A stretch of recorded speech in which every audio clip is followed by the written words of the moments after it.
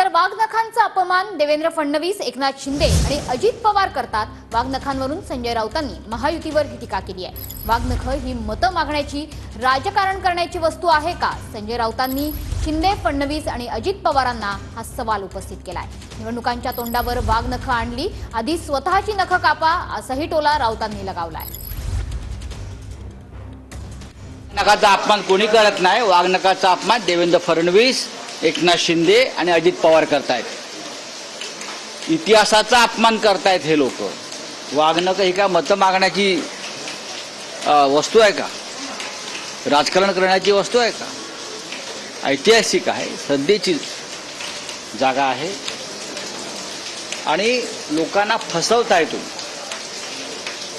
ही फसवणूक तुमच्या अंगलट आल्याशिवाय राहणार नाही। वाघनखाचा अपमान कोणी करत नाही। वाघनखाचा अपमान देवेंद्र फडणवीस, एकनाथ शिंदे आणि अजित पवार करतायत। इतिहासाचा अपमान करतायत हे लोक। वाघनख ही का मतं मागण्याची वस्तू आहे का? राजकारण करण्याची वस्तू